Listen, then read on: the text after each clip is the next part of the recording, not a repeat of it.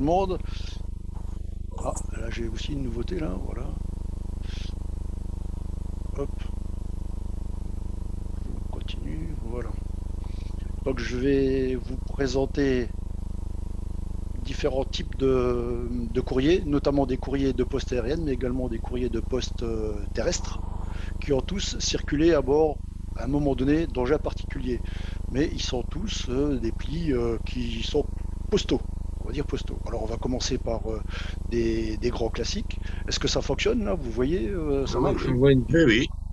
Donc là, hein, on commence par les avions, et puis au fur et à mesure, je vous demanderai d'essayer de trouver un petit peu ce que ça pourrait bien être.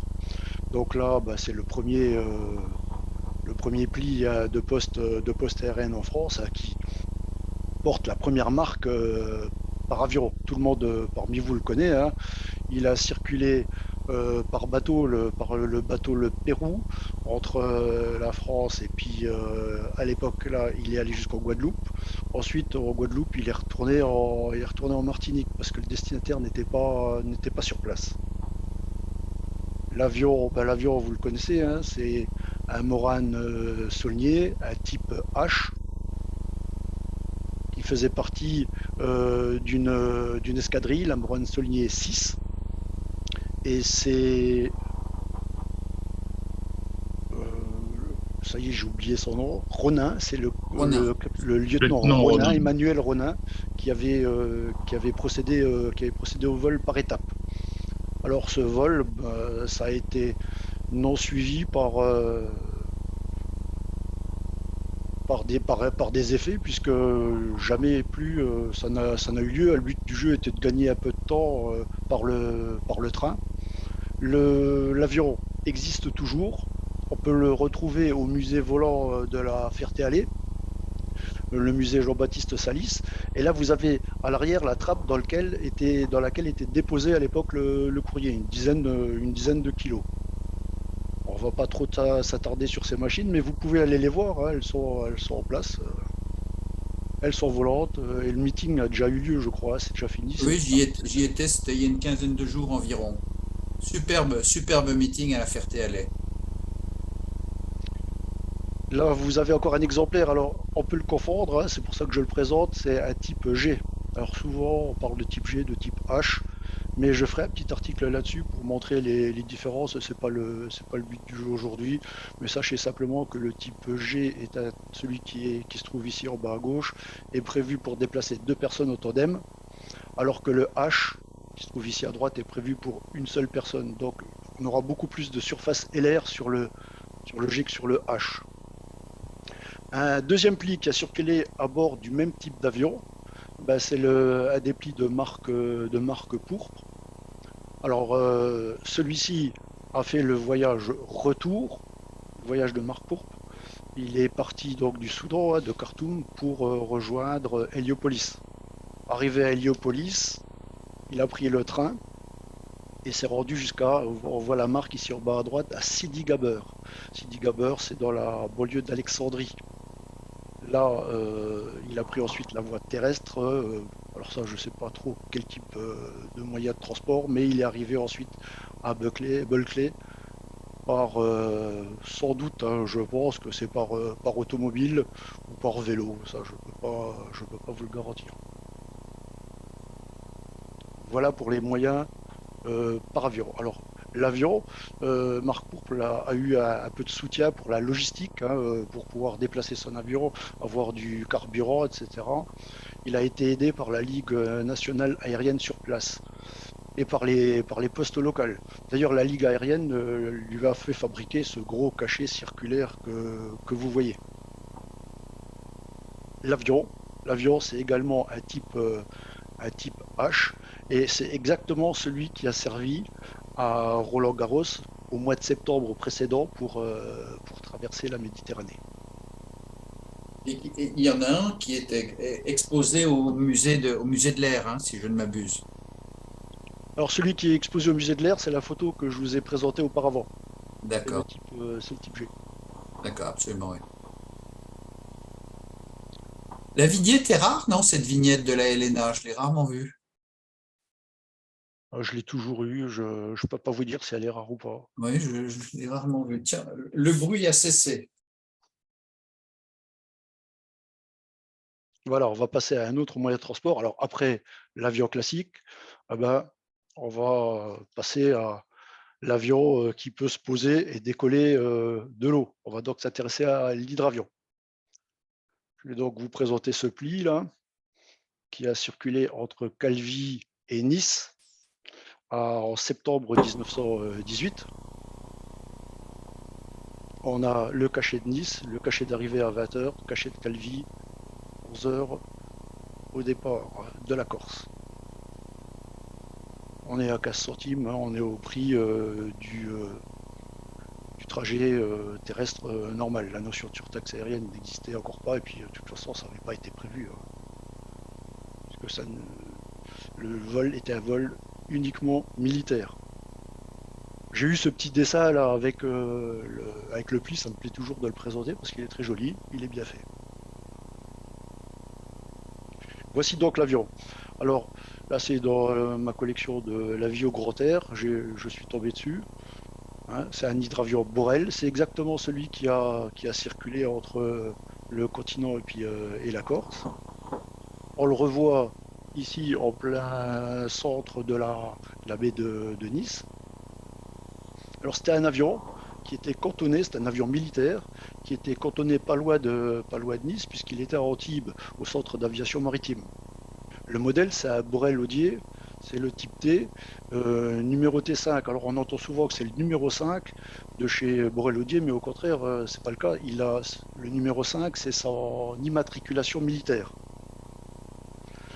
Je vais vous montrer, vous voyez là, on en a un autre, c'est un Borel-Odier, c'est exactement le même, mais son immatriculation là, le numéro 21. Donc c'est un appareil qui est dérivé du modèle 2 et qui était suivi par un deuxième appareil, cette fois-ci non pas un appareil à flotteur mais à coque, avec une seule personne à bord pour rattraper le coup si jamais on tombait en panne et pouvoir poursuivre la poste. On passe à un deuxième hydravion, hein. Je reste dans des hydravions français. Ce sont des plis qui sont connus, hein. Je pense au Latécoère là 631, qui est la plus grosse des machines euh, de poste aérienne qu'on ait eu en France, hein. Il a terminé comme avion cargo. D'ailleurs, vous nous aviez proposé l'achat d'un ouvrage Oui, il y a un sur cet ouvrage appareil. sur toute l'histoire de ce Laté 631 qui est paru il y a une paire d'années qui est extrêmement complet. Et on avait écrit un article, le CAF avait écrit un article sur le Laté 631 également, vu du côté aérophilatélique. Voilà pour l'hydravion. Alors, on le retrouve sur des vignettes Air France, on le retrouve sur des tables, on le retrouve un peu partout, hein. C'était Voilà pour l'hydravion. un très bel hydravion qui avait été conçu avant-guerre, qui avait été remisé pendant la guerre et qui a servi juste après la libération. Mais qui a eu pas mal de soucis techniques, hein. Air France a Oui, beaucoup perdu d'accidents, oui. un certain nombre de ces l'AT631, je dirais à peu près la moitié, hein. On continue. Alors, après l'hydravion, à quoi pourriez-vous penser encore? Alors, je vais vous présenter quand même 16 moyens de transport du courrier différents. Là, on en vient d'en passer deux. Moyens un peu plus communs. Ben, il y a eu le ballon. Alors, je n'en ai qu'un, le ballon monté. C'était des ballons qui étaient fermés et gonflés à l'hydrogène, hein. Celui-ci, bah, c'était lors du siège de Paris. Alors, c'est un domaine que je ne maîtrise pas trop, puisque les ballons, je ne les connais pas trop. Enfin, voilà à quoi pouvait ressembler un ballon monté à l'époque. Plus proche de nous, il y a eu des ballons montés, comme je suis mosellan, donc j'habite juste à côté du Luxembourg. Il y a eu des vols de ballons montés dans les années 20 au Luxembourg. Donc j'ai des cartes postales qui ont circulé entre le Luxembourg et entre le Luxembourg et l'Allemagne. donc à deux tarifs différents. Le vol, tu as un vol d'à peu près une quarantaine de kilomètres. Si vous regardez cette carte, le ballon est parti de Luxembourgville et allé se poser proche de la frontière belge à une quarantaine de kilomètres plus au nord-ouest. C'était des vols maîtrisés au point où ça partait Absolument pas maîtrisé. absolument pas maîtrisé. Non, non, non, non. C'était suivant les aléas des vents dominants. Et qu'est-ce qui a fait que le Luxembourg s'était intéressé particulièrement? Alors à l'époque, il s'y intéressait surtout parce qu'on avait des courses aériennes qui partaient du Luxembourg. Et D'accord. donc, avant ces courses aériennes, il y avait quelques vols de démonstration, notamment celui-là.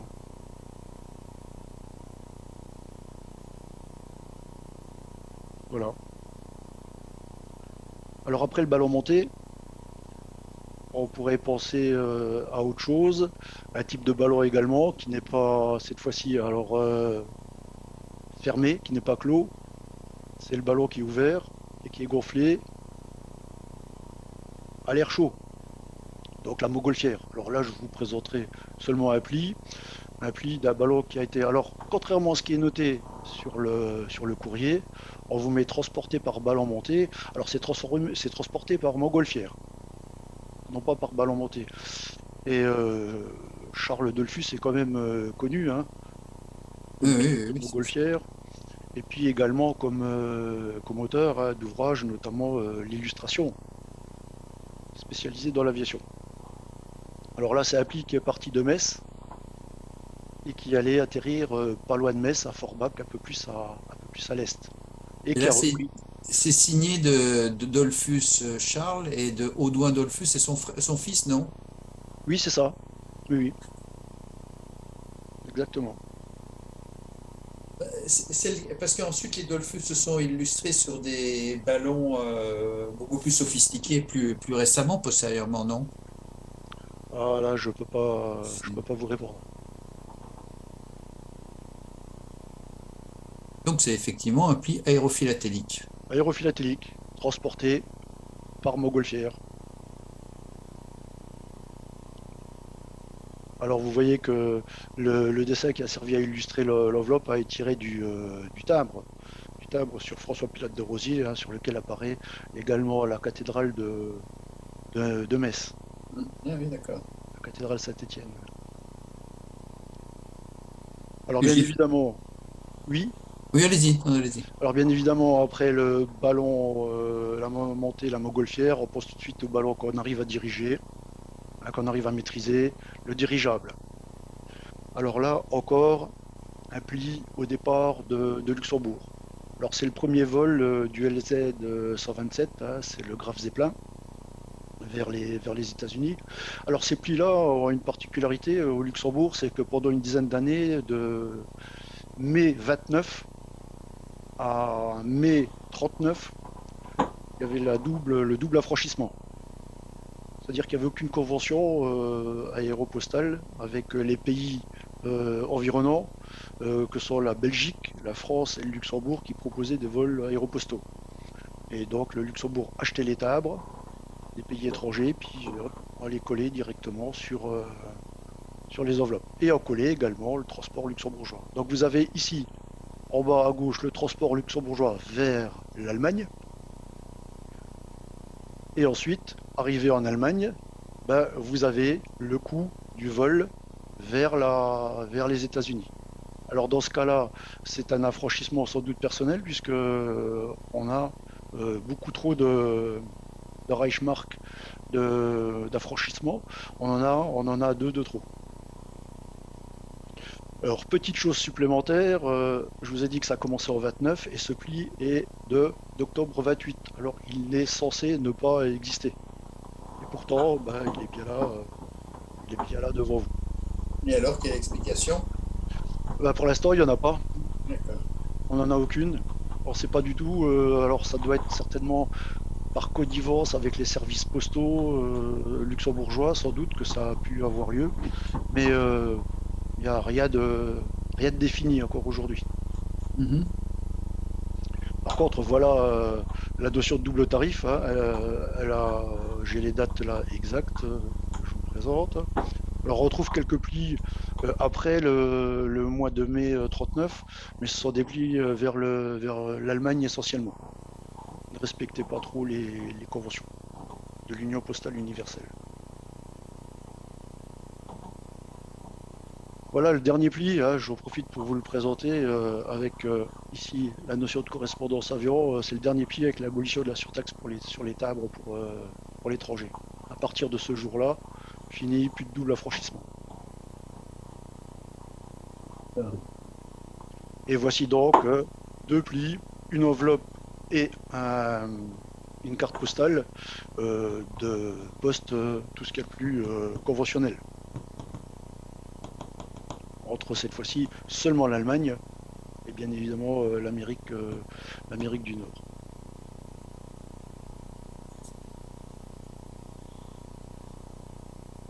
Le Zeppelin, le Graf Zeppelin, tel qu'on peut le rencontrer sur des timbres.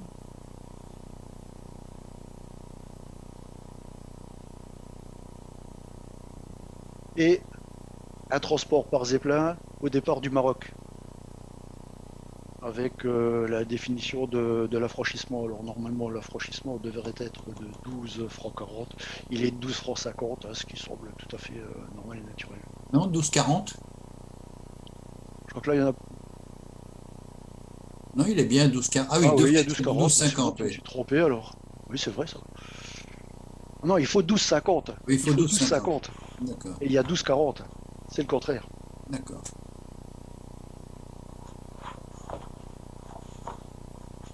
Alors, tous les plis par Zeppelin étaient toujours agrémentés d'un beau cachet spécial.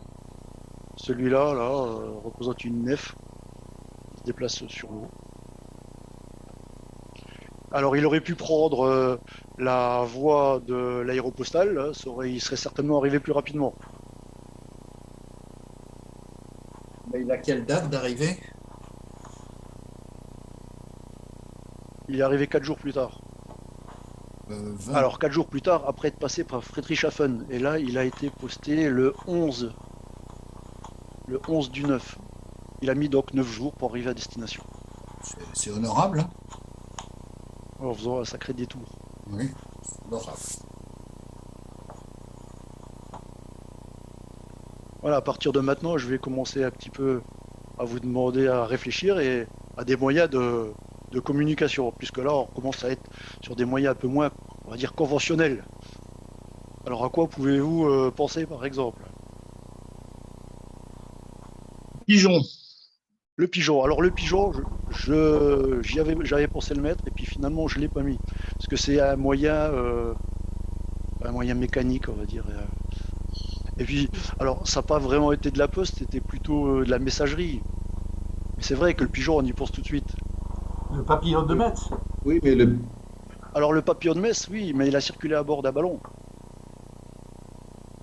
Ah, Et oui, par mais fusée. c'est un Ah, petit fusée, ballon. J'ai entendu la fusée, c'est parfait. On y va. Et Roberti, et Inco. Voilà. Alors, Roberti a commencé à faire circuler des fusées au Luxembourg, toujours à côté de chez moi. C'est assez étonnant, on ne croirait pas comme ça, mais il avait prévu deux sites de départ, un site à Clairvaux et un site à Esch-sur-Sûre. Là, voici le site de Esch-sur-Sûre n'a jamais servi. Par contre, à Clairvaux, ça a décollé. Alors, il avait préparé ses plis, il les mettait toujours à son nom et à destination de Clerf. Alors, Clerf, c'est Clairvaux en luxembourgeois. C'était pour lui le seul moyen de faire circuler des plis et de pouvoir les revendre. Parce qu'à l'époque, c'était un gars qui travaillait indépendamment de l'État et le seul moyen de subvention qu'il avait, c'était de trouver des moyens privés et il se servait de plis qu'il revendait pour faire un peu d'argent pour poursuivre ses études. Alors, ayez bien en mémoire ce Clerf là, avec son nom. Ça va revenir à l'écran très bientôt. Alors ici, je vous mets pour rappel acide carbonique pour fusée, c'est ce qu'il avait noté sur le côté là. Oui, c'est un peu Sa bizarre. signature. Pourquoi il a mis acide carbonique pour fusée? Alors ça, j'en ai absolument aucune idée parce que je vois pas l'intérêt de le mettre sur l'enveloppe.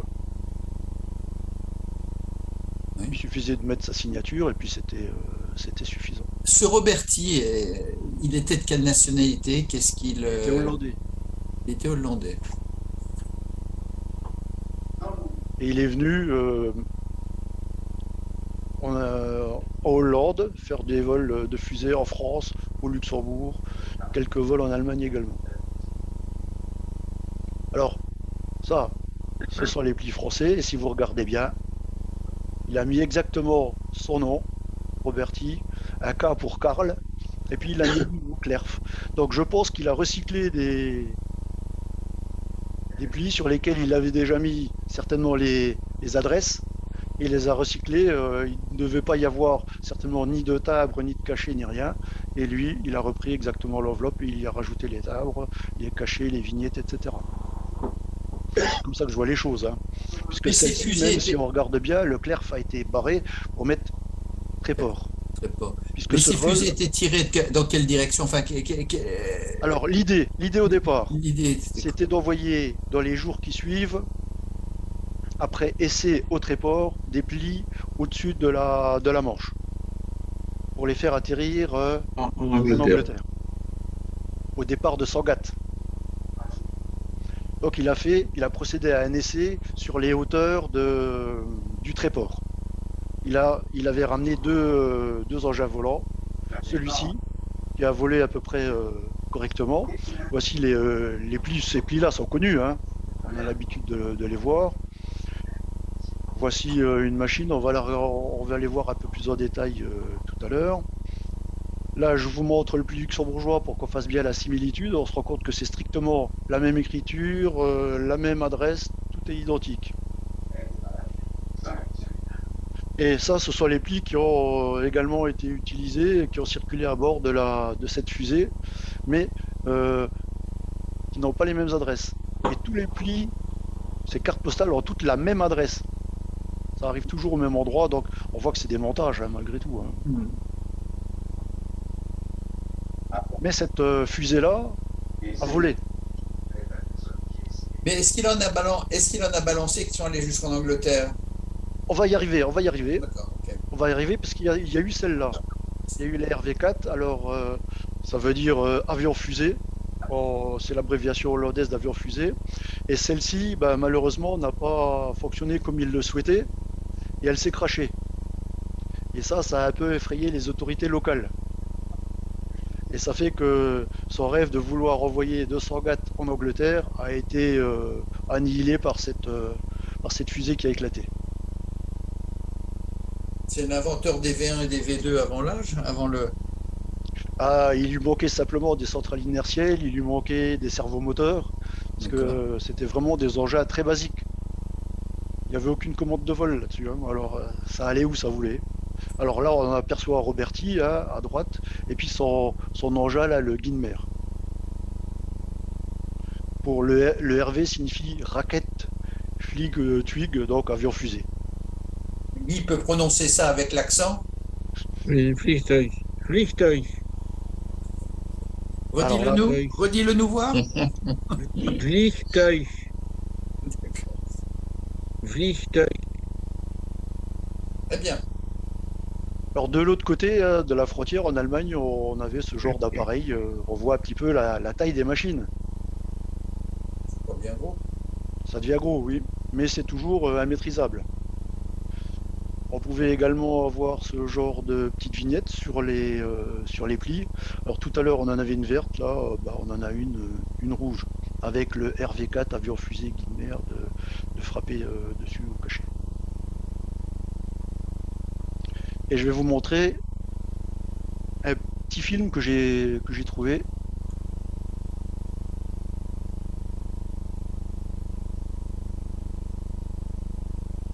On est où là? Ça c'est Roberti. Il lance sa fusée au-dessus du Tréport. Ah.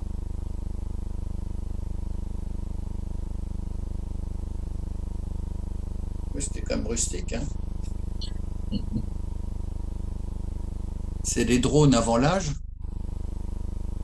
Voilà. Donc on voit que c'était assez aléatoire, hein, ça partait, et puis finalement, bah, les autres vols ont été annulés.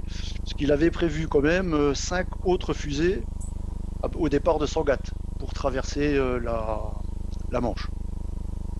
Donc c'est ce genre de pli que vous devez tous connaître avec expérience interrompue par ordre du ministère de l'Intérieur. Ça a effrayé un peu tout le monde d'envoyer ce genre de machine sur les Anglais. Donc ça a été supprimé immédiatement.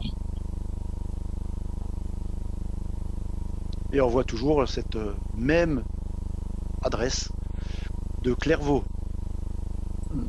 avec ce même type d'écriture. Donc là, c'est un article de presse hein, qui nous montre Roberti qui s'occupe de charger sa fusée et il mettait les plis à l'intérieur là, dans cet espace-là. La robe de lancement qu'on a vue juste auparavant.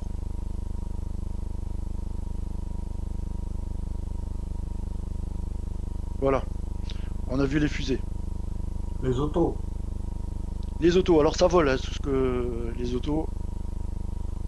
Ah, Je m'intéresse qu'à des objets volants. d'accord, d'accord. Des Non, parce avions que- catapultés.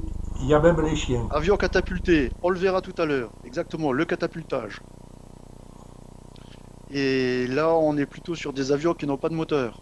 On pense tout de suite Et les planeurs. au planeur, exactement. Il y en a beaucoup en Suisse. En voilà un. Alors celui-là aussi, hein, au départ du Luxembourg.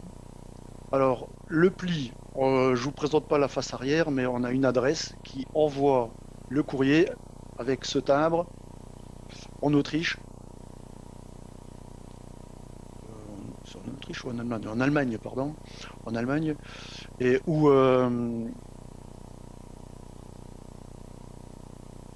on a c'est une sorte de compétition de planeurs. Et ici, on vous dit que le courrier a été transporté à bord d'un planeur. Et ici également. Donc le courrier part de Luxembourg le 27 du 7. Il se rend jusqu'à ce village de Gersfeld où a lieu une compétition qui s'appelle la Wasserkup. Le courrier circule à ce moment-là à bord du planeur lors de la compétition et ensuite il reprend la voie terrestre pour retourner à Luxembourg. Cette compétition, c'est une compétition de vol à voile pour la promotion du planeur. Voilà ce qui est noté ici au-dessus. C'était une époque où l'Allemagne planeurs cherchait. allemands Comment? C'était des planeurs allemands, bien Oui, c'était des planeurs allemands. Oui, c'était une époque où l'Allemagne cherchait à à former des reconquérir, pilotes sans avoir le droit d'avoir d'aviation de chasse, c'est ça? Exactement. Exactement, c'est ça. Sans moteur. C'est intéressant. Et voici le cachet de retour à Luxembourg le 1er août. Donc finalement, c'est parti le 27, ça a fait son tour le 28 et c'est revenu le 1er août à Luxembourg. Donc c'est de la poste classique avec un vol par planeur. Et le vol par planeur, il était au départ de Luxembourg ou il était Ah non, non, en non, Al- non, le vol de planeur a eu lieu que sur le territoire allemand? en Allemagne. D'accord. Le vol de planeur n'a eu lieu qu'en Allemagne. Le courrier est parti de Luxembourg sans doute par chemin de fer. Il est arrivé sur place, il a fait son petit tour en planeur et ensuite il est retourné au Luxembourg par voie terrestre à nouveau. D'accord. Alors on peut trouver également d'autres plis. Là, c'est un pli qui a circulé à bord d'un planeur en Autriche et puis ensuite est venu en France par voie terrestre. Alors là, je vous indique pas les tarifs parce que je connais pas du tout les tarifs autrichiens. J'ai rien du tout comme tarif autrichien. Et on peut voir quelque chose de plus récent, d'accord, qui a circulé dans les années 50, mais cette fois-ci au même endroit que le premier pli que je vous ai présenté tout à l'heure. C'est exactement au même endroit. Ça a été sans doute une poursuite de compétition au même endroit, hein, qui s'est poursuivi après la Deuxième Guerre mondiale. Par contre, c'était sans doute un des derniers puisqu'on n'en trouve plus par la suite des plis.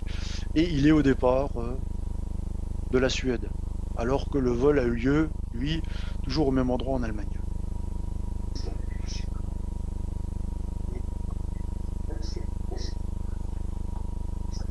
Donc on est au même endroit. Hop. Alors quelque chose d'un peu plus surprenant, c'est un vol par planeur à pédale.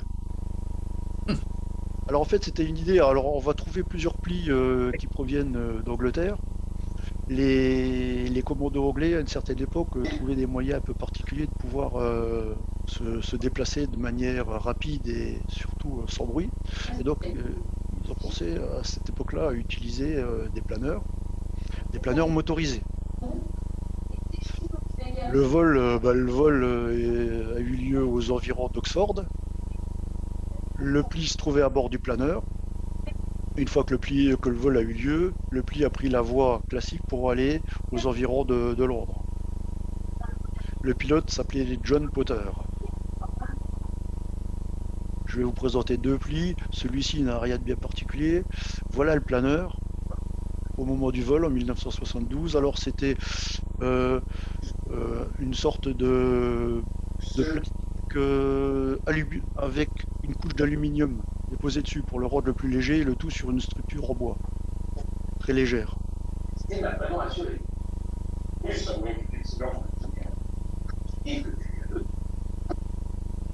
Là, ici, on vous parle du vol. Donc c'est un vol qui était relativement court puisqu'il a duré 2 minutes 16 et sur une distance également relativement courte, à 1355 yards, ça correspond à 1200 mètres à peu près.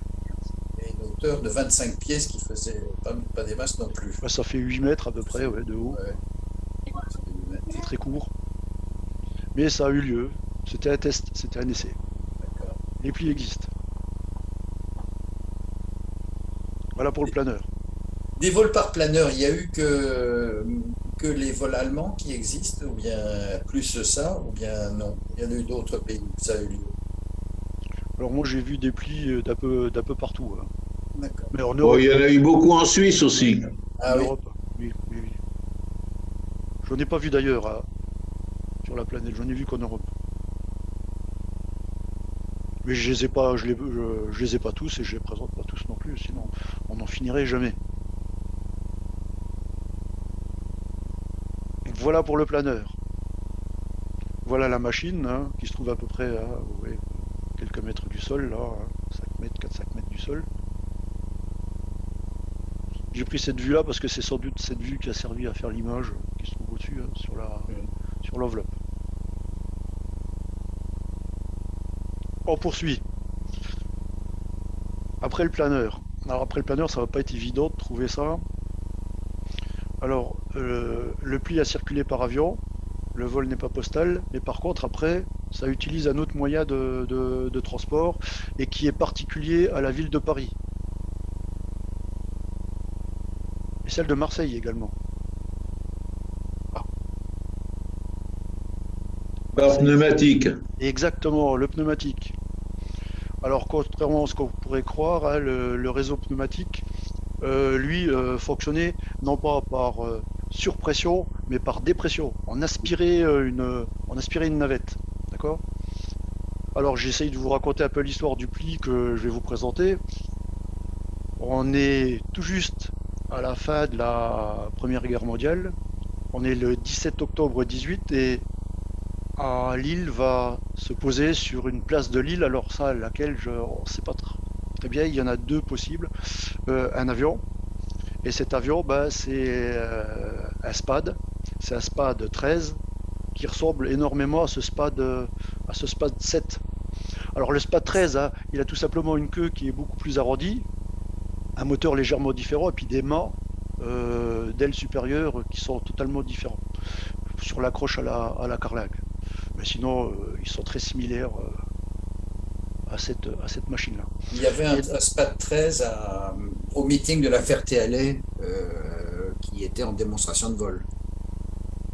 Ah, vous avez eu de la chance de pouvoir en voir un en vol. Donc là, le pilote s'appelait Charles de Le Salle, c'était le fils du maire de la ville. Karl de Le Salle, le fils du maire de la ville. Il est donc venu se poser et je suppose que c'est lui qui, le lendemain, est reparti. C'était le seul avion de toute façon sur place. Et il est reparti avec du courrier le lendemain en direction de Paris. Voilà un courrier. Alors celui-là, je vous le présente, il n'a pas circulé par tube.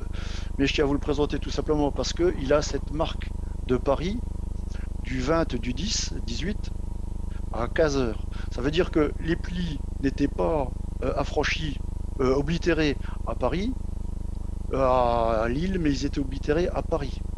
Et on demande par ordre de l'administration de le distribuer sans taxe, sans taxer. C'est la raison pour laquelle il n'y a pas de timbre, il n'y a rien sur le pli. Alors là aussi, je ne sais pas trop, mais le pli est adressé à Léon Batia. Alors est-ce que c'est Léon Batia qui était un compétiteur de meeting avant la Première Guerre mondiale? Ça, j'en sais trop rien. Le médecin-major. Le Léon Batia ne devait pas être médecin, le pilote de l'époque, je crois pas. Bon, enfin, toujours est-il que ce pli va nous permettre de comprendre l'autre. Et voici celui qui nous intéresse. Alors déjà, on se remarque qu'il a été frappé à la bourse le 20 à 14 heures, alors que le précédent, c'était le 20 à Paris à 15 heures. Donc on est à peu près dans les mêmes temps. Et il est au-dessus, surplombé d'un texte qui nous dit à transmettre par tube sans taxe par ordre de l'administration. Exactement le même genre de texte que sur le précédent.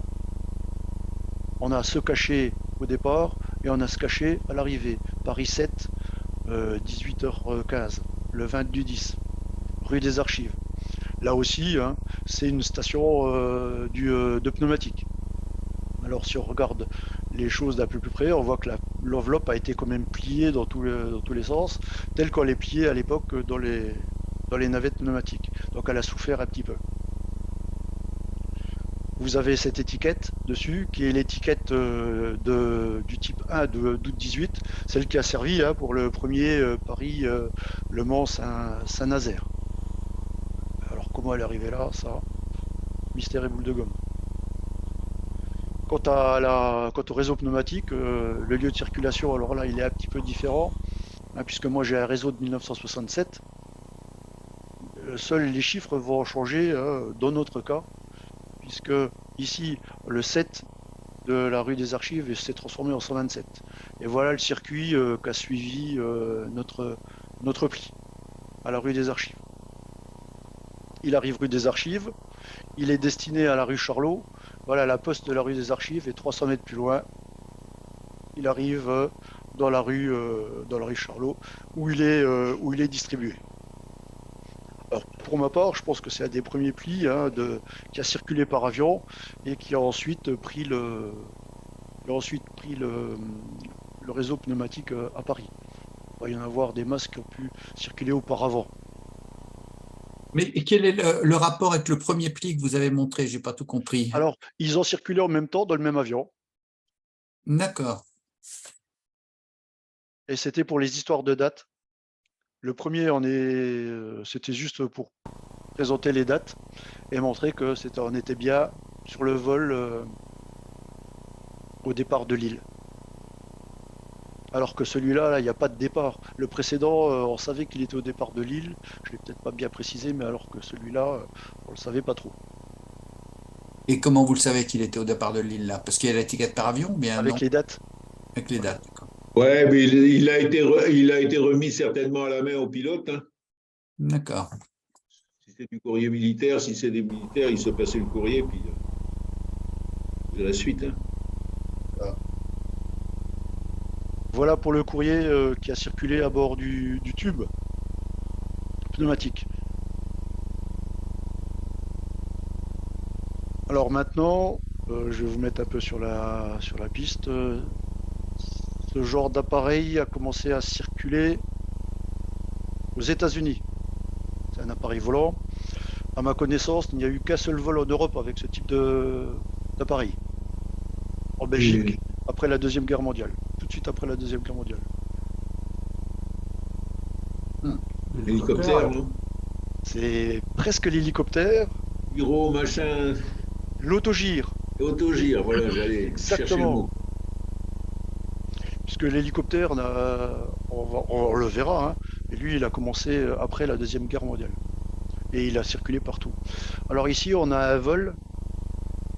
Alors, il y a des doutes qui sont émis à propos de ce vol, hein, mais bon, moi j'y crois. Hein. Donc, on vous le signale ici sur le côté gauche de l'enveloppe. Cette enveloppe a été transportée par le capitaine Lewis Yancey. Il manque un petit E de Springfield à New York, par autogire le 18 août 1932. Et c'est signé par le pilote. Donc en gros, le pilote aurait transporté par autogire ce courrier de Springfield à New York. Et ensuite, le courrier serait revenu, là on a la marque de New York du 20 août, jusqu'à Springfield par la voie postale classique via Air La Mail. voie ferrée. Ou par vol postal. En tout cas, c'est le tarif. Les 8 cents, c'est le tarif du courrier par avion. Alors peut-être ça a circulé par voie terrestre. En tout cas, l'affranchissement est un affranchissement par avion. Mais il a circulé à bord d'un autogire. On va voir ici la marque d'arrivée à Springfield le lendemain, le 21 août. Et voilà, alors c'est la distance entre Springfield et voilà New York, la distance est assez énorme. Hein.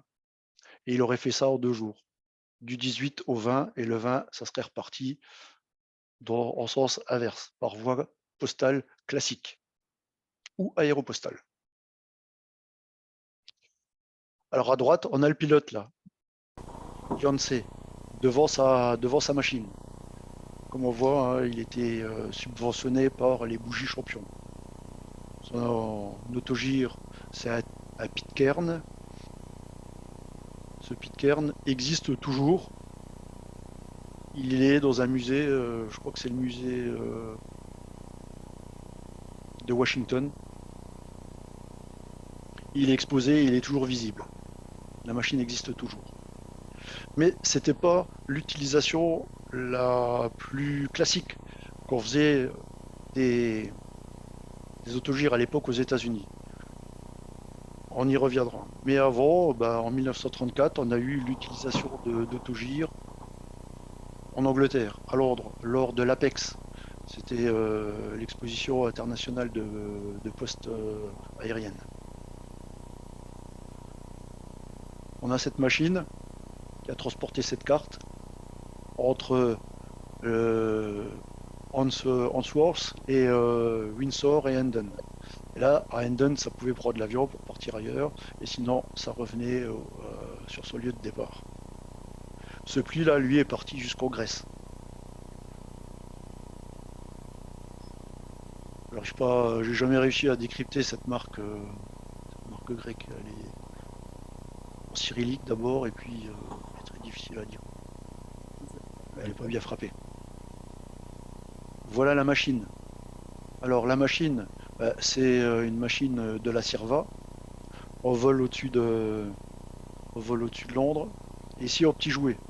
Alors elle est bleue parce qu'elle appartenait à la police de la ville de Londres pour surveiller le trafic aérien. Pas le trafic aérien, pardon, le trafic routier.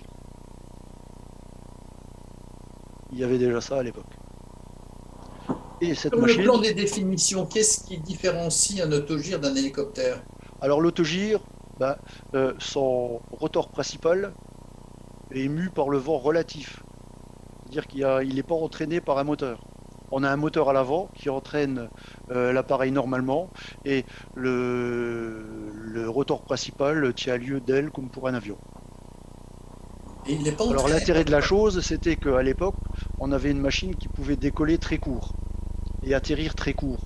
C'est pour ça qu'on l'utilisait en ville. Alors comment fait-il pour décoller parce qu'au décollage, Il il n'y a suffit pas qu'il de... avance un tout petit peu et l'hélice, le rotor principal se met très rapidement en D'accord, rotation, puis il porte tout de suite. d'accord. Il a de la portance immédiate. Un tout petit peu plus tard, on a la même chose en Australie, à Melbourne. Et on utilise, si vous regardez bien la carte, le même appareil, c'est le Géacine de tout à l'heure. On utilise exactement la même machine. Elle a été démontée, emmenée à Melbourne et il a fait un deuxième vol postal entre Melbourne et Portland. Voilà la machine. Donc c'est un autogire qui a servi 2 fois sur 2 continents différents.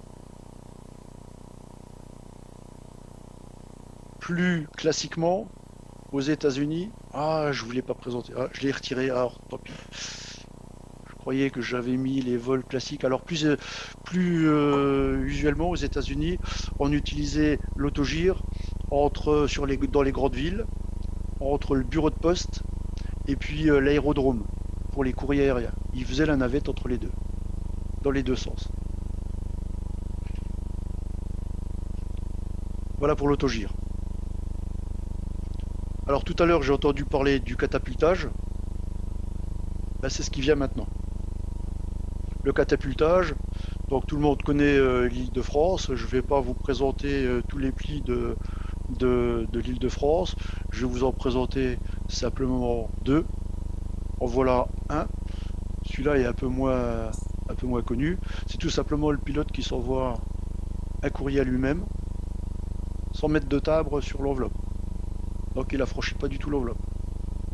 Et l'enveloppe, une fois arrivée à Paris, est taxée.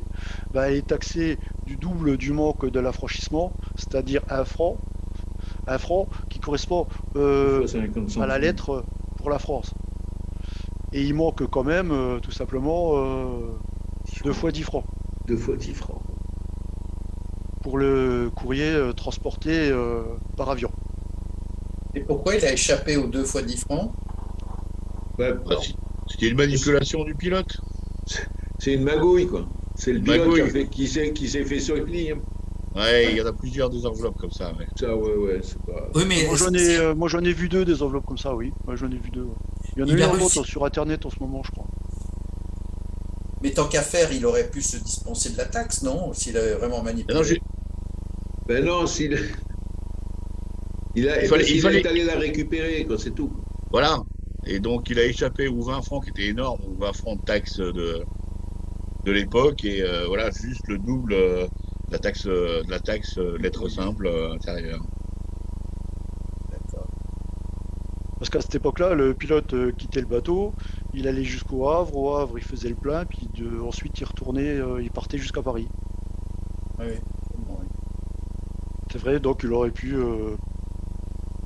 faire manipuler par le postier. Oui, mais Bertrand Sinel l'évoque de façon officieuse, hein, ce trafic de bougeots. De toute façon, sur ces premiers vols, là, il y a eu pas mal de trafic en tout genre. Hein. Ouais. Le plus gros trafic étant les surchargés Île-de-France. Voilà. Oula. Voilà. Et celui-là qui n'en a pas, c'est pareil. Alors je vous en présente un deuxième pli.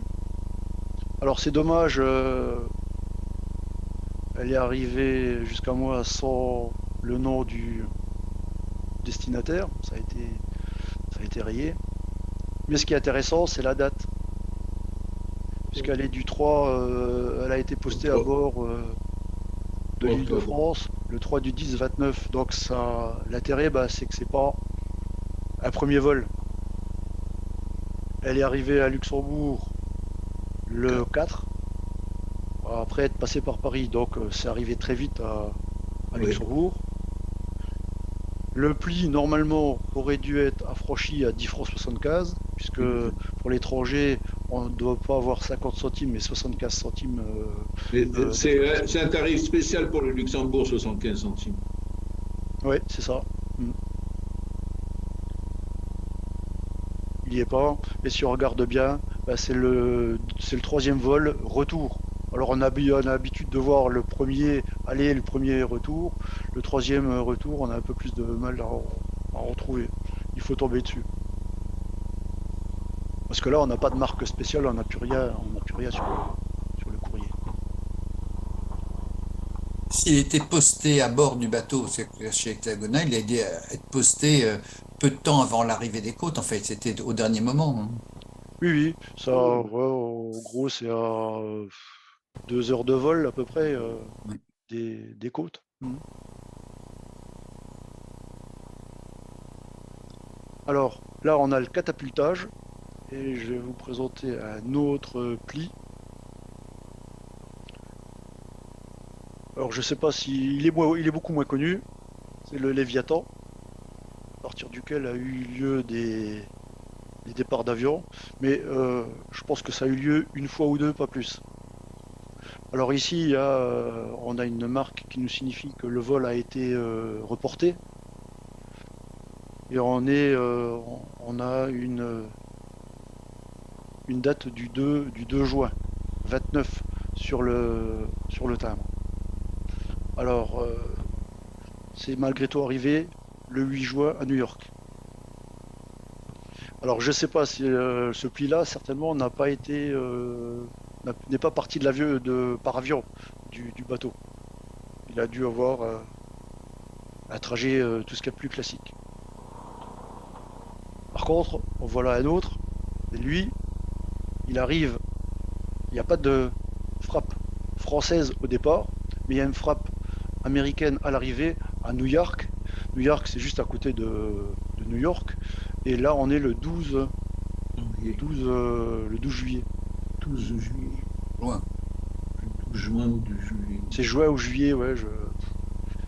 Au moins, ça. Ah bon. La petite chose, c'est que on n'a pas les 10 francs supplémentaires, donc je pense que ça vient du fait que déjà, vous cherchez dans un ouvrage de référence, si on cherche le Léviathan pour trouver les tarifs de catapultage, on ne le trouvera pas. On va trouver l'Île-de-France, l'Europa, le Bremen, etc. Le Léviathan, non. Sans doute parce que il n'a pas dû y avoir de transport régulier à bord de ce bateau. Ça a dû être que des essais. Il doit y en avoir eu un ou deux, pas plus. Donc il n'y a pas eu de décret sur le coût du transport par avion par ce bateau-là. Si on regarde l'arrière de l'enveloppe, elle a cette même marque-là, cette même frappe. Mais ce qui est surtout intéressant pour nous, c'est que le bateau, c'était à l'époque.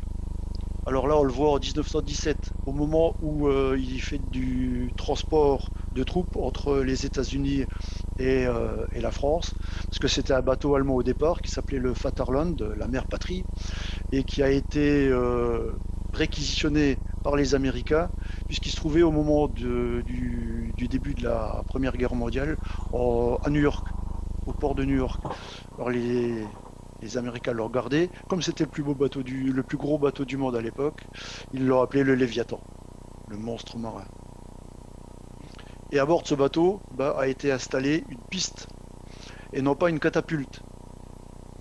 Une piste pour faire décoller un Fokker S2, qui a été piloté par Chamberlain, le fameux Chamberlain que tout le monde connaît. Il a donc testé cette piste pendant quelques mois, au mois d'août 27 et puis ensuite début 28. Je ne sais pas ce que c'est devenu par la suite. Il a abandonné l'affaire, lui, et puis c'est le lieutenant Schindler qui a pris la relève avec cet appareil qui était mu par un moteur Wright. C'est d'ailleurs écrit sur le flanc de la machine. Et pour illustrer tout ça, je vais vous montrer les images que j'ai trouvées sur Internet du décollage de l'avion à bord du bateau. Alors, c'est pas un catapultage, c'est un décollage. C'est la différence principale. Et c'est le décollage du courrier que je vous ai présenté auparavant. Ça a été filmé. Court, hein. Il décolle court, oui. Alors, ils doivent se mettre face au vent, je suppose.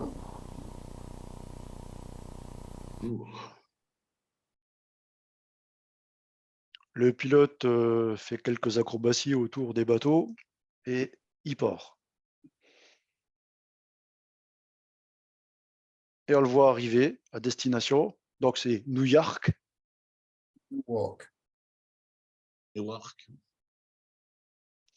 Et là, il va remettre ses plis. Voilà, un sac et puis quelques liasses de. Donc il y en avait quand même un petit paquet.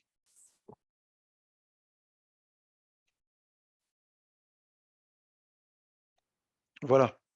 Voilà pour le catapultage et le décollage à bord de bateaux. Alors je vous ai un petit peu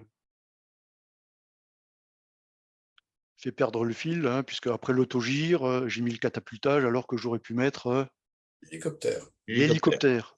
L'hélicoptère, on va y venir immédiatement. Voilà. Donc les premiers plis transportés par hélicoptère ont été transportés aux États-Unis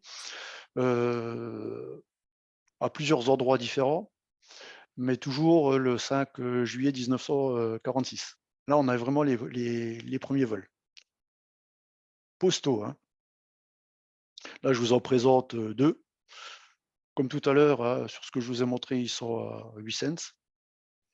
Le tarif avait été conservé à 8 cents. L'hélicoptère qui est une invention française. Voilà, de monsieur Étienne Omichen. Franche-Comté. Oui, on peut le Originaire de Valentinier dans le Doubs. Exactement. Apparenté à la famille Peugeot. Exact. Dont on célébrera l'année prochaine le centenaire de son premier vol à Issy-les-Moulineaux. C'est le moyen de transport qui me tient le plus à cœur. Je l'aime bien. Alors voilà un courrier un peu surprenant que j'ai trouvé il n'y a pas très longtemps. On est en 1949, on est au mois de mars, et on est en Algérie, à Batna. C'est un militaire qui écrit. Il fait partie du régiment de chasseurs africains. Les chasseurs africains sont des militaires qui sont équipés de chars. Et donc, c'est un régiment de chars qui est stationné à Batna. Le vrai problème de ce pli, c'est que à cette époque-là, il n'y avait pas d'hélicoptère en Algérie. Les premiers hélicoptères stationnés en Algérie arriveront en 51. Alors, j'ai pas trouvé ça tout seul. J'ai été aidé par, vous connaissez Monsieur Lebec, Monsieur Jarige, Oui. et j'ai été aidé également par Monsieur Icardo, qui eux sont. Jarige qui est membre du CAF, oui aussi. Oui. Ils sont beaucoup plus avertis que moi, et puis ils ont vécu cette période, ce qui n'est pas mon cas. Donc ils m'ont expliqué clairement que ça pouvait pas être une machine qui était sur place, mais que c'était forcément une machine qui venait de l'extérieur. Et à cette époque-là, on avait des porte-avions qui circulaient en Méditerranée, et il pouvait y avoir deux porte-avions possibles. Il pouvait y avoir un porte-avions américain, le Palo, et un porte-avions français, la Romanche. Un premier hélicoptère militaire donc en Algérie, en 48 avec des porte-avions américains. Et puis le premier civil, c'était un Hilaire 360 qui faisait de la publicité pour les chaussettes STEM et qui faisait qui offrait des baptêmes de l'air en hélicoptère, soit à Maison-Blanche, soit à Alger en mars 51. Donc pour le mars 51, c'est plus tardif. Pour 48, on se dit que des porte-avions qui passaient par là, c'est pas impossible. Et en fait, donc le Palo ou la Romanche.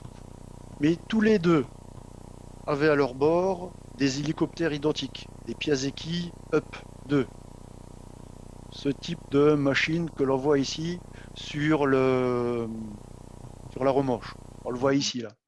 Alors, ça, c'est une photo de la Romanche qui a été prise un peu plus tard, puisqu'on peut apercevoir deux machines ici, avec la queue en V. Et ouais, les Fougas. Ce sont des Fougas, ouais. Ce sont des Fougas Zéphyr. Fougas Zéphyr, oui. Le Fougas Zéphyr, c'est la version navale du Fougas Magister, hein.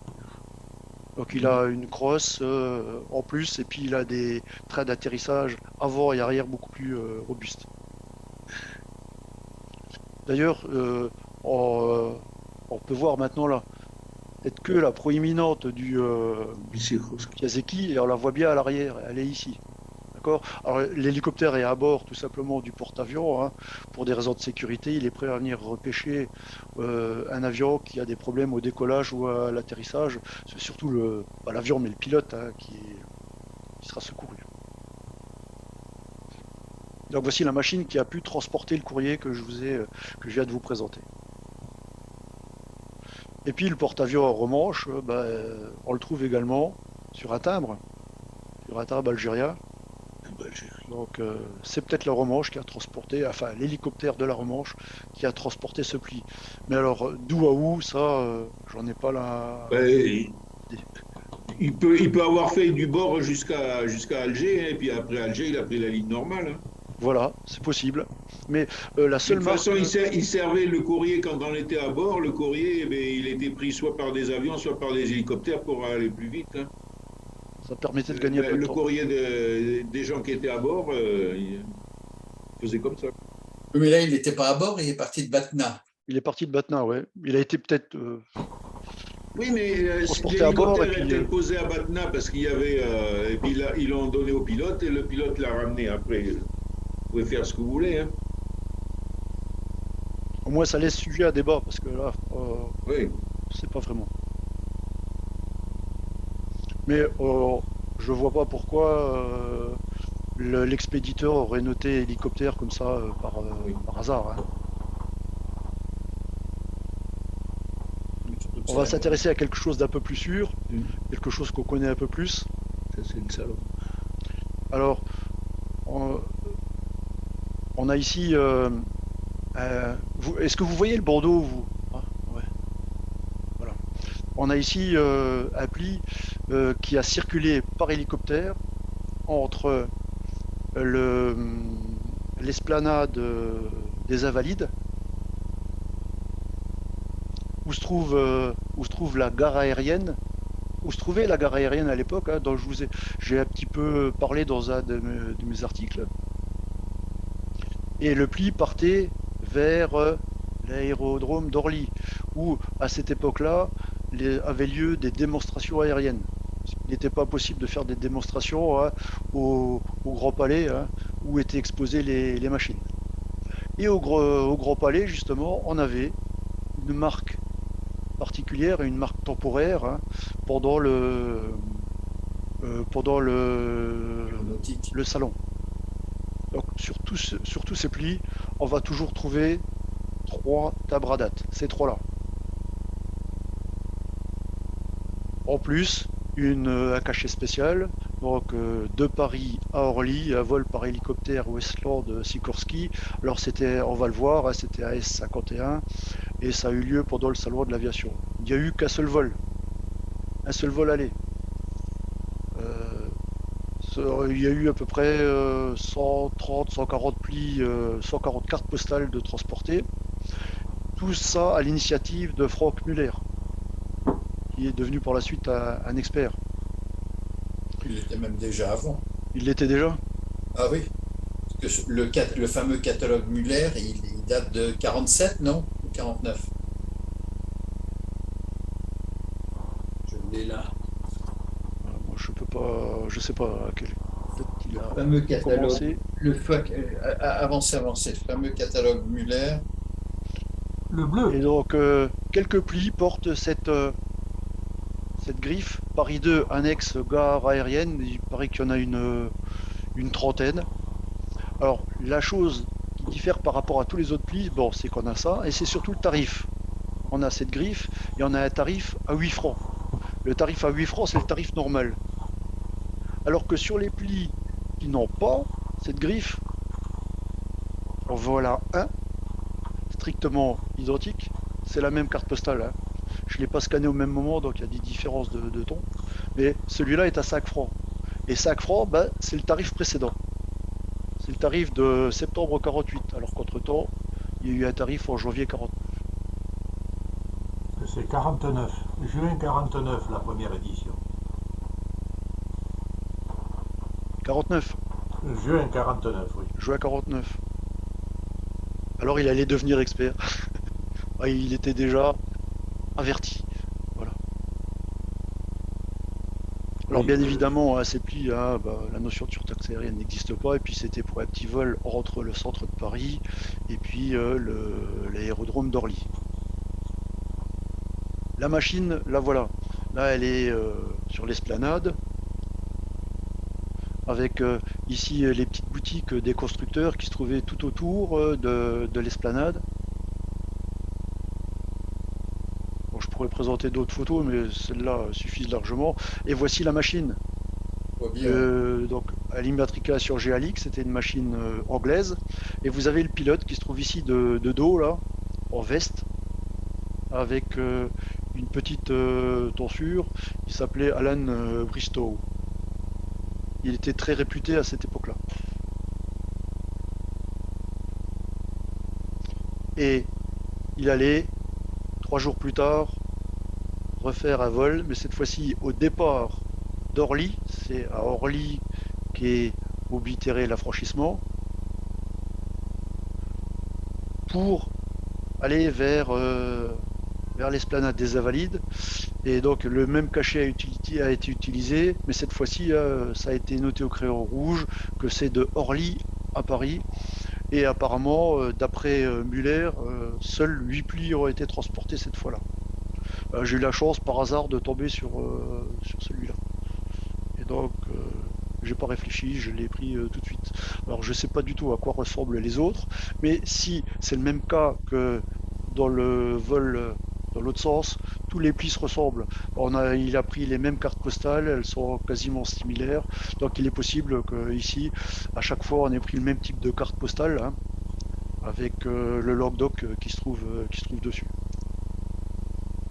Mais à chaque fois que j'ai une carte postale de logbook, tout de suite je regarde si c'est le cas ou pas. Mais bon, pour retomber dessus, ça va pas être facile. Et là, vous avez la signature de Muller en bas à gauche.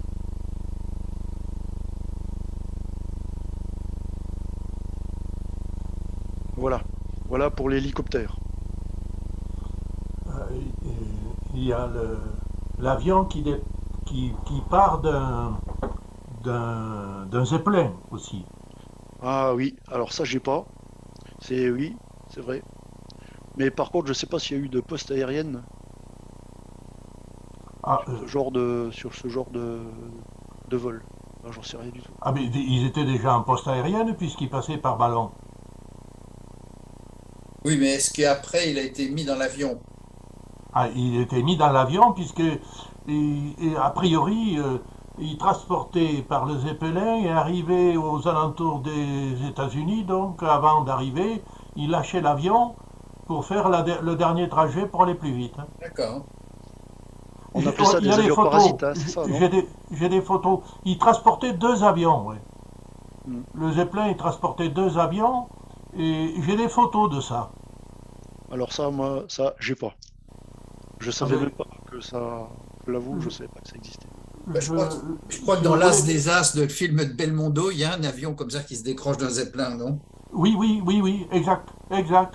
Mais si vous voulez, j'ai des photos de ça. Il faut que je les retrouve dans mon ordinateur, mais j'ai des photos de ça avec les avions dans le Zeppelin et l'avion qui sort et qui est accroché en bas pour le décollage. Enfin, le décollage, il le lâchait, quoi, tout Le simplement. largage. Le largage. Hmm. Il suffit de trouver le pli maintenant. Alors là, oui. Mais le problème, c'est que je pense qu'ils ne sont pas annotés de quoi que ce soit. C'était juste pour aller plus vite. Mhm. Pour gagner un peu de temps, oui. Voilà, donc il faudrait reprendre tous les vols Zeppelin, mais je crois que ça s'est passé après, peut-être après la guerre, la deuxième guerre. Parce que je sais pas si on gagnait vraiment grand-chose, parce que le Zeppelin se déplaçait à peu près à une centaine de kilomètres/heure. Et puis ces avions-là devaient se déplacer à 150 km/h au maximum. C'était des petits avions légers. C'était des biplans. C'était des biplans. Alors je vous remets à contribution. Je vous demande de réfléchir un petit peu. Ça, ce que je vais vous présenter a circulé après la Deuxième Guerre mondiale. C'est la Deuxième Guerre mondiale d'ailleurs qui a mis en place le principe. Alors c'est pas du tout mécanique. C'est un système en toile. Cerf-volant? Non, c'est pas loin du cerf-volant, c'est Les ballons sondes, le parachute. un parachute. le parachute. C'est pas loin du cerf-volant, hein, puisqu'aujourd'hui on s'en sert comme ça, comme cerf-volant, des parachutes hein, pour se déplacer. En fait, il restait pas mal après la Deuxième Guerre mondiale, encore de matériel de containers équipés de parachutes. Et donc, il y a eu quelques tests, quelques différents tests, j'en ai pris un au hasard, hein, de courrier qui a été largué d'un avion. Alors, la petite vignette qui est là nous laisse penser que le courrier a été largué d'un bimoteur, ce qui n'est absolument pas le cas. C'est un tout petit monomoteur qui va larguer le courrier. C'est un Mauboussin, un petit Mauboussin Corsair. Donc c'est un biplace en tandem.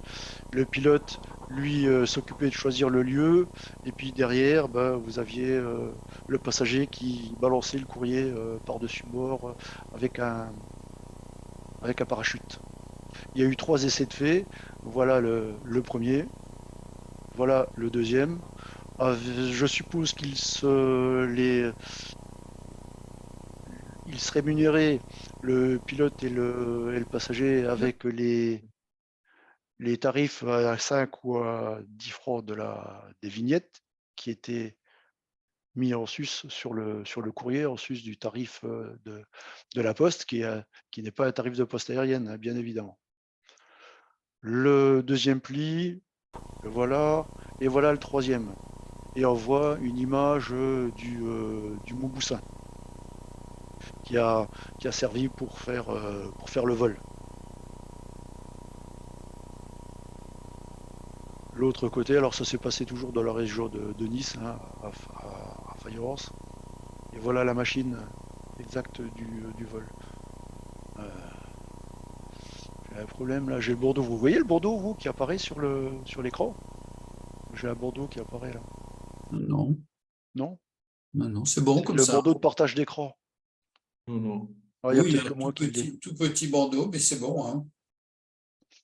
Donc voilà la machine qui a servi, hein, c'est pas un gros bimoteur. Alors ça, c'est plutôt des plis on va dire pour le folklore, hein. Alors que là, voilà un pli largué par parachute, et pour des raisons beaucoup plus pratiques, hein, tout simplement parce que les avions ne pouvaient pas atterrir ou auraient eu du mal après atterrissage à redécoller, puisque là, on se situe hein, au Groenland.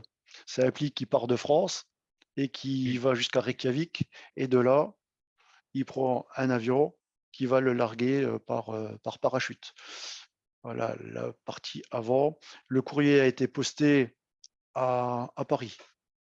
C'est pas très visible, mais on voit un R, un I, un S ici, hein. Ça a été posté à Paris. Et donc, c'est une poste ordinaire, hein, mais qui a été larguée par parachute sur la station du Groenland.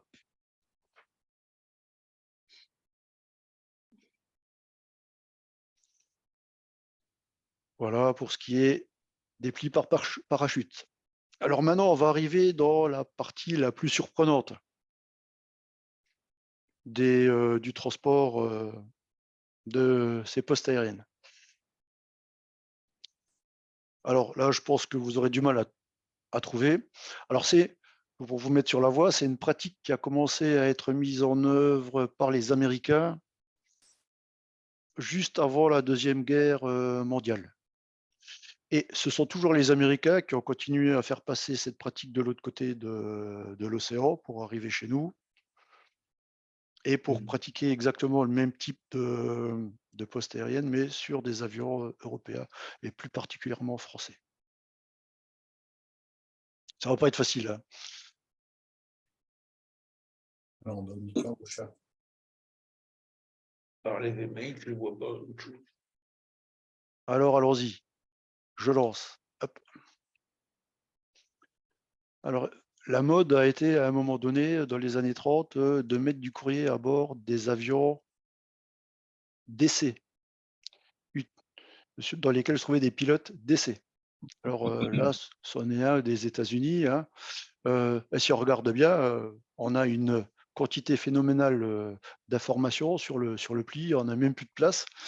L'adresse est Là, bah, c'est à cachet rouge, hein, là, il n'y a pas de problème. Et puis, on vous donne le nom de l'opérateur de la tour, et ainsi de suite. On vous donne le type d'appareil. On vous dit que ça a été un vol. C'était un vol qui était prévu pour faire de la durée en l'air. Il a décollé à 9h46 le matin, il a atterri à 5h l'après-midi, et ainsi de suite. C'était pour faire un record d'endurance. On vous dit que l'avion, c'est un Seversky P-35, qu'il a 14 cylindres, il a 800 chevaux, etc. Le moteur est à croîté 8 nez. On rentre énormément dans les détails.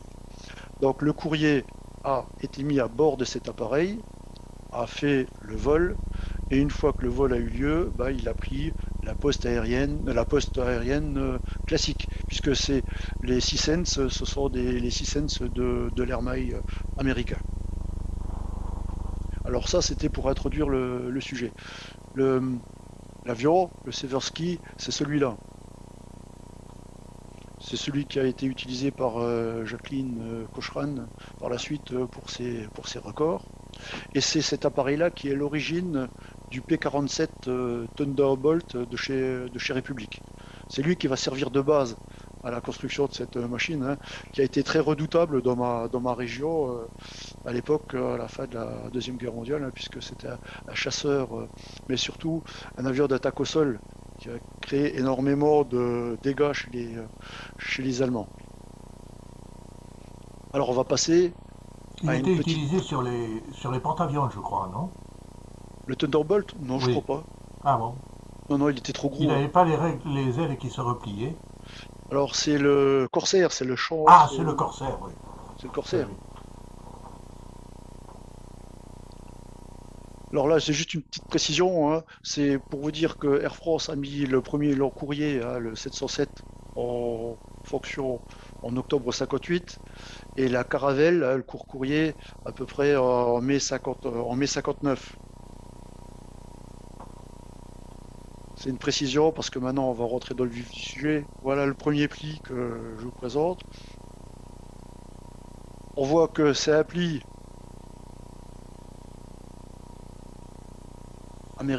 qui a été à destination d'un Américain. Le gars, il se l'est fait pour lui-même, bien évidemment. Donc, il a cherché, hein, les moyens de contacter les Français et surtout bah, les pilotes d'essai. Il a réussi. Et là, il est quand même sur une machine assez surprenante, hein. Le Duc, le premier Le Duc, le 021, c'est quand même un appareil un peu hors du commun. Le tuyau de Donc, le poids. vol a eu lieu à Istres le 20 juillet. Le courrier se trouvait à bord. Et ensuite, le courrier était confié à la poste classique. Donc c'est un courrier, c'est pas un courrier de poste aérienne, mais c'est un courrier de poste terrestre qui a circulé à bord d'un Leduc. Et on vous met bien par avion en réaction. En 55, donc comme je vous l'ai montré, il ne pouvait pas y avoir de transport commercial par avion en réaction. Ça ne peut être qu'à bord du Leduc. Le transport a été par réaction. Alors le Leduc, hein, c'est quand même un appareil spécial puisqu'il est équipé d'un statoréacteur, c'est-à-dire que c'est un réacteur statique, il n'y a absolument aucune pièce en mouvement à l'intérieur de la machine. Donc son problème, c'est que pour lancer le moteur, il faut absolument le faire avancer, et donc il faut déjà le faire voler. C'est la raison pour laquelle on va le mettre à bord d'une autre machine, et notamment sur son toit. Là, vous avez le Duc 021 qui se trouve au musée de l'air et de l'espace, hein, Bourget. Et vous avez une partie de la carlac d'un logdoc sur lequel il se trouvait.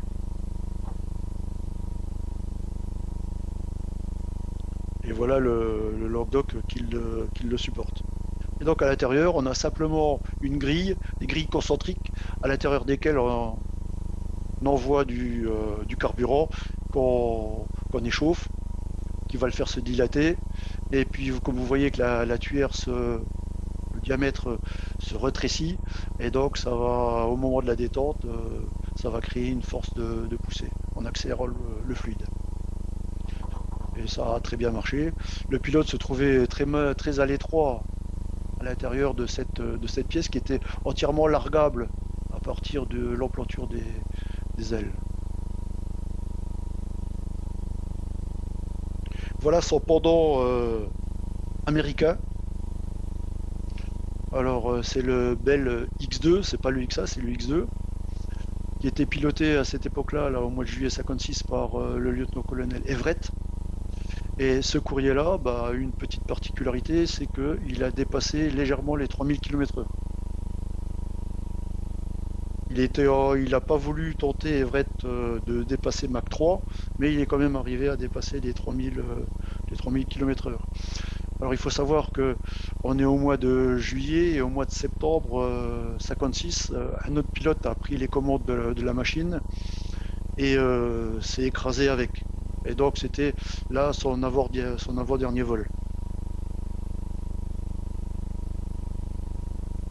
Voilà Everett qui a signé postérieurement ce pli, puisque là il signe en tant que brigadier général.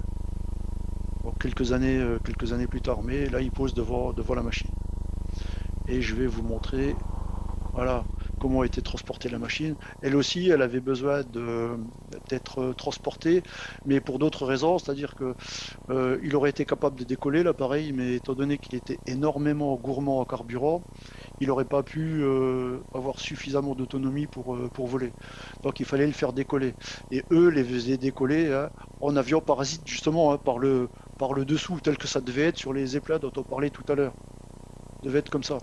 Tout simplement parce que eux, les Américains avaient des bombardiers qui étaient capables. Un B-29, ça, non? Oui, c'est un B-29. Ouais. Ils avaient des bombardiers qui étaient capables de mettre dans leur soute une telle machine. Alors que nous, on n'avait pas ça à l'époque. On a dû le placer sur la partie supérieure, sur le toit de l'avion. Mais là, c'était pas un statoréacteur, ça, c'était un... Alors là, c'était des fusées. Là, c'est des Il fusées. n'y avait pas d'absorption d'air. Rien du tout. C'était rien qu'une réaction par fusée, oui. D'ailleurs, on va le voir. Alors là, c'est un Trident, mais c'est pas le Trident qui nous intéresse.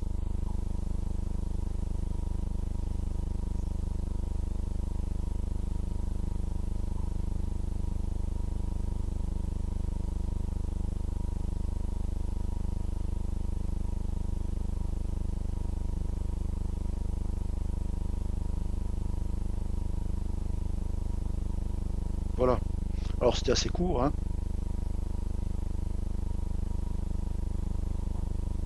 Et voilà le Trident. Donc le Trident, il y avait quasiment rien, je peux pas trop vous le présenter.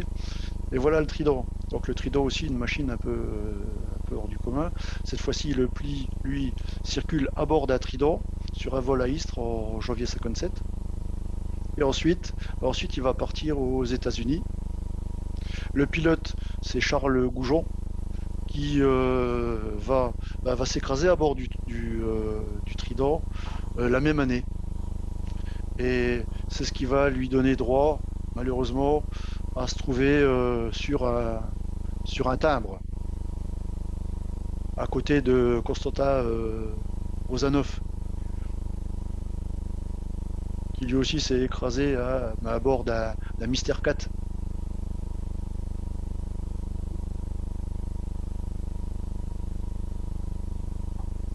Alors, le Trident, voilà ici. L'hélicoptère de tout à l'heure, oh là là.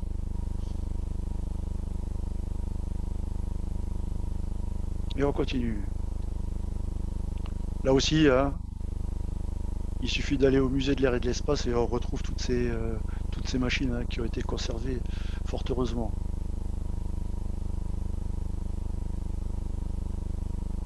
Alors je résistais pas au plaisir de vous en présenter encore une autre. Cette fois-ci c'est le Duc 022. Toujours à Istres, avec le même pilote d'essai. On est un petit peu plus tard. Alors le Duc 022, lui, l'intérêt de cette machine, c'est qu'il était capable de décoller par ses propres moyens, puisqu'il avait à l'intérieur de son statoréacteur un réacteur normal d'installer.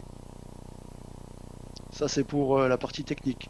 Pour la partie postale, si on regarde bien, on a deux petites marques ici qui sont assez intéressantes. Est-ce que vous avez une idée de ce à quoi elles peuvent servir?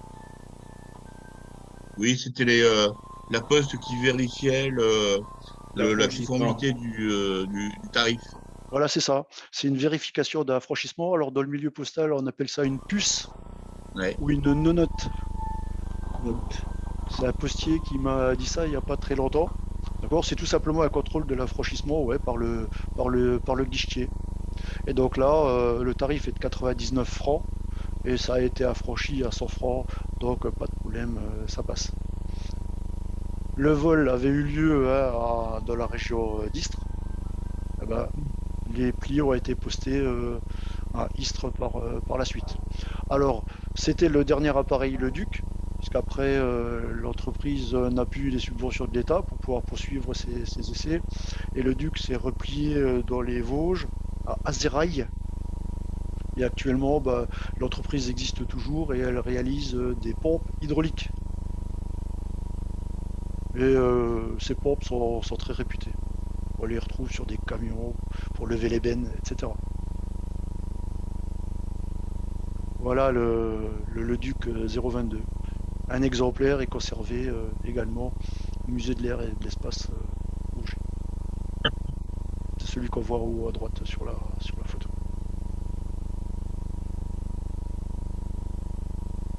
Voilà. Et là, on rentre encore plus dans les appareils surprenants. L'attar volant.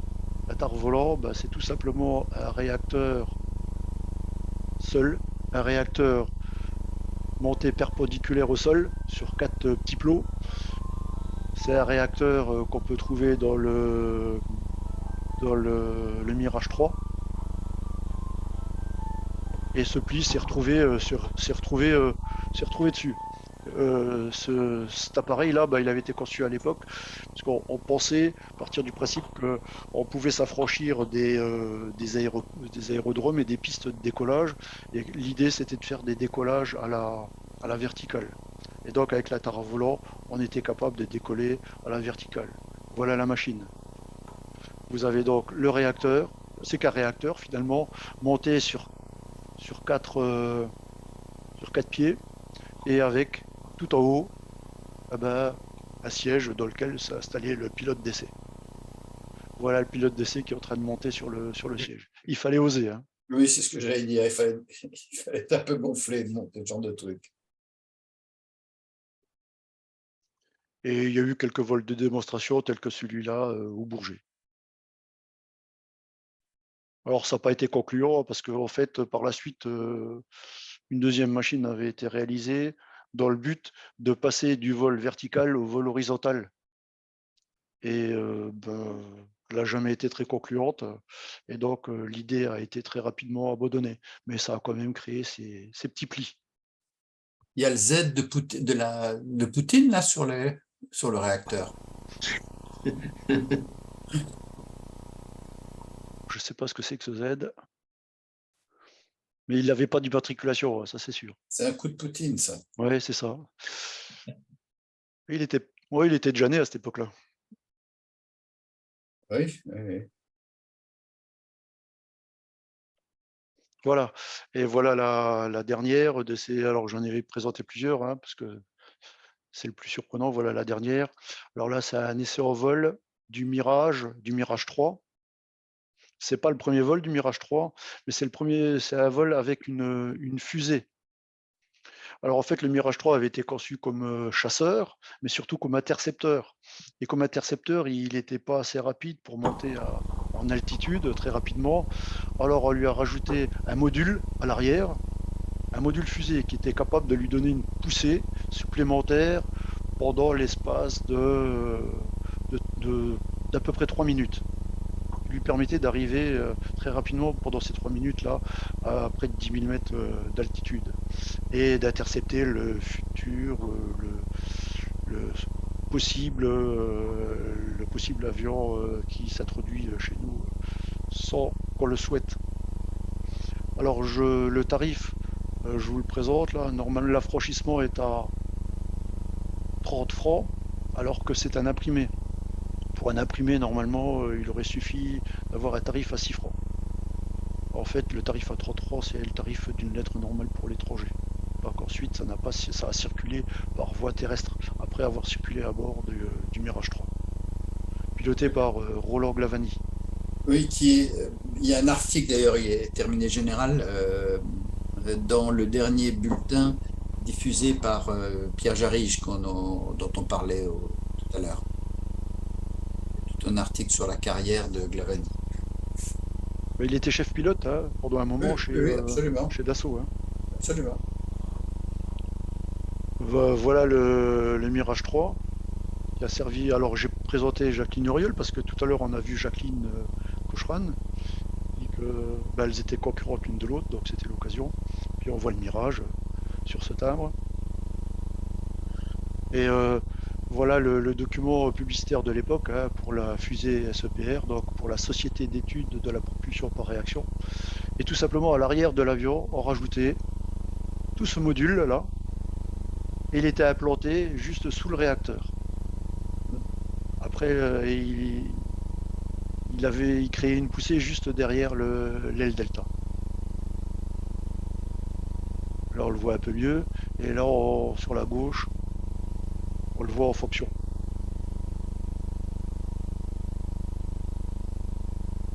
Et ça va clore les avions d'essai. Voilà. Il nous en reste 3. On arrive à la fin tout doucement.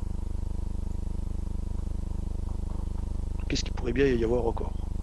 Du LM?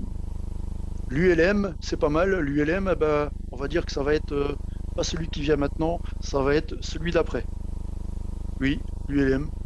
Alors ça sera le deltaplane, l'ULM, c'est à peu près la même chose, oui. Et maintenant, alors, ça a été un moyen de transport très en vogue à la fin des années 60 et pendant les années 70, surtout entre la Grande-Bretagne et le continent. Des aéroglisseurs? Les aéroglisseurs, exactement. Les aéroglisseurs. Voilà. Alors pour les aéroglisseurs, si vous regardez, voilà un courrier, hein, ben, on parle de premier vol. On parle de vol pour les aéroglisseurs. Alors l'important c'est créé justement par un flux d'air hein, qui est emmené sous l'appareil et qui est très énergivore, hein, contrairement à l'importance créée par un avion. Et on est obligé de créer le flux. Là c'est un vol donc par overcraft, hein, aéroglisseur, hydroglisseur, c'est comme on veut, hein, au départ de Boulogne, pour la Grande-Bretagne. Le pli est à 25 centimes, c'est un pli pour une poste terrestre. Il n'y a pas de notion, d'ailleurs à cette époque-là, euh, la notion de poste aérien n'existait plus. Voilà la machine. C'est un Sondersrow.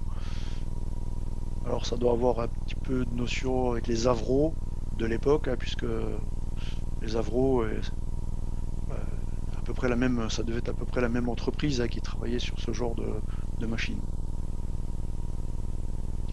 Alors ça c'est le pli un peu plus classique. Et là on a quelque chose d'un peu plus original. C'est un aéroglisseur, c'est une machine française. Alors on le parle de paquebot ou on parle d'overcraft, overspeed. Alors la machine, la voilà, c'était une machine qui servait à la SNCF. Et elle était gigantesque, elle était énorme. Alors ils l'ont appelé ingénieur Bertha en référence à Bertha qui avait créé l'aérotrain, hein, qui était censé normalement remplacer les trains classiques, et puis qui est rentré en concurrence avec le TGV. Et c'est le TGV qui a gagné la confrontation, parce que cette machine-là, l'aérotrain, avait besoin d'un rail, un monorail en béton. On aurait dû reconstruire un peu toutes les voies en France, les voies en béton, alors que les voies ferrées, elles, ça posait pas de problème, elles étaient déjà existantes. Ça devait être assez énergivore également, comme. Sans doute, oui. Et pour le maintenir en sustentation, oui. Et donc voilà, le pli ingénieur Jean Bertin. Et là, on a le plus intéressant de tous. Alors cette fois-ci, on n'est plus dans le pli créé, mais on est dans le pli utile, on va dire.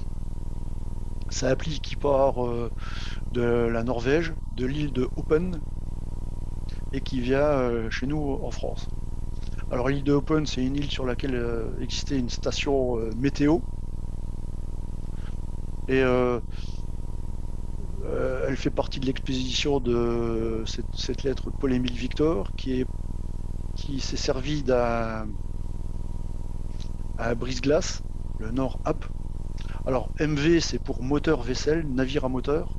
En gros, c'est l'invention de Ship to Shore, qui a fait la navette, donc notre Overcraft, entre ce bateau, ce brise-glace, et l'île de Open. Alors pour essayer de comprendre un peu les choses, voici la Norvège, et l'île de Open se trouve ici, bien au nord. Voilà l'île. C'est une île très longiligne. Si on la regarde bien, la voilà. Là, la photo a été, d'après ce que j'ai compris, prise au printemps, d'accord. Et on a une station météo, mais sans avoir de quai pour aborder l'île. Et puis avec un gros bateau, un gros brise-glace, bah, on peut pas trop se rapprocher de l'île. Il y a des risques de frotter au fond. Et puis il y a le problème de débarcadère. Donc à l'époque, bah, le seul moyen, c'était de mettre à flot un overcraft et de passer sur ces glaces dérivantes pour arriver sur place où il y avait une station météo. Voilà, ça c'est une photo que j'ai trouvée de l'île, hein, qui est pas très très accueillante, hein. C'est Club Med, hein. Mais je peux pas vous dire ce que c'était comme type de machine, hein, qui a fait le transport du courrier. Alors ça, pas la moindre idée. J'ai aucune indication, aucune référence là-dessus. Voilà pour les hydroglisseurs. Là-bas, on va tout de suite passer donc, à la notion du LM. En fait, ouais, c'est le deltaplane. Alors là encore, hein, ce sont des essais anglais, hein, pour leur commando, pour essayer de trouver un moyen d'atterrir sans faire de bruit à un endroit et de manière rapide. D'ailleurs, James Bond utilise ce genre de moyens de locomotion dans ses films. Alors là, faut quand même être très relatif parce qu'on vous dit que le vol a duré 31 secondes, hein, il n'a pas duré très longtemps, hein, ça devait être juste un saut à partir d'une colline, hein, un peu comme les vols d'Otto Lilienthal à l'époque. Il y a eu plusieurs vols, hein, ça s'est passé sur 4 jours. En voilà un le 24 janvier 1974, en voilà un autre le 25 janvier. Donc toujours avec le même pilote, toujours les mêmes essais, toujours un courrier qui part du même endroit pour arriver toujours au même à Londres. Et il a duré beaucoup plus longtemps, 6 minutes 33 secondes. Hein. Alors c'était des essais, hein. Ouais. Je suis même surpris qu'il y ait du courrier à bord. Et ces plis, il devait y en avoir tout à stock, hein, puisqu'on les trouve, vous les trouvez sur internet pour 1 euro ou 2, hein, ça vaut strictement rien. Et ça, c'est la machine qui a servi pour le vol.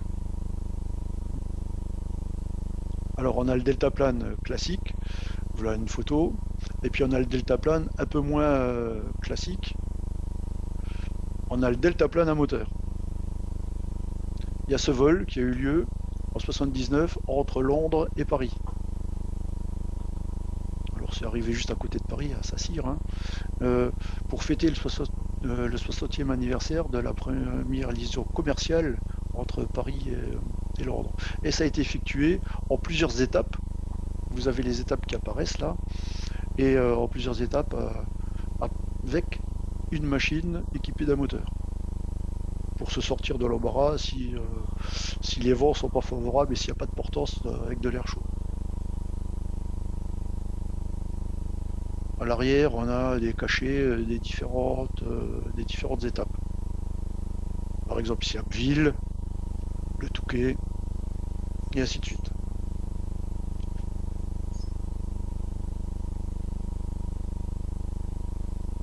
Voilà la machine.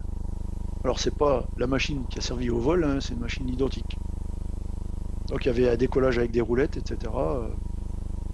On décollait au moteur. C'est original. Mhm. Et là, je vous représente le pli avec un pli de 19 qui a fait le trajet par avion entre Londres et Paris. Pareil, alors. Entre Paris et Londres. Avec l'autre face qui ressemble, à s'y méprendre, à un Mulrady. Donc c'était pour fêter l'anniversaire de ce genre de vol. L'avion qui a transporté le pli, bah, c'était un Breguet 14, un rescapé de la Première Guerre mondiale. Ils n'ont pas tous servi dans l'aéropostale. Enfin, on est quand même en Ouais, 19. plutôt, Hein. ouais. Ça devait être une machine militaire encore, je pense, en 19.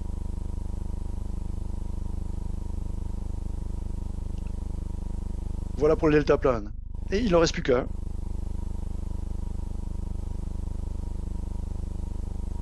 Alors là aussi, il faut chercher. Hein. Ça va pas être facile. Alors ce dernier vol, si je peux donner des indications,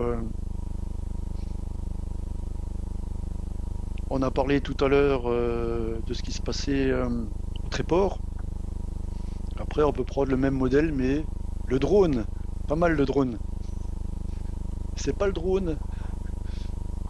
Je sais même pas s'il y a des courriers qui ont été transportés par drone. Si? En Ukraine, ils ont essayé. Parce qu'à un moment donné, on en discutait, on parlait aussi des avions électriques. Mais là, c'est si on s'intéresse tout à l'heure au Tréport. Au Tréport, c'était des petites fusées. Bah, on va s'intéresser aujourd'hui, là, plutôt à la grosse fusée et au vaisseau spatial. Et oui, voilà un pli qui a été transporté. C'est assez étonnant ce que je vous montre Oui, là, mais parce c'est que je viens de l'apprendre hier.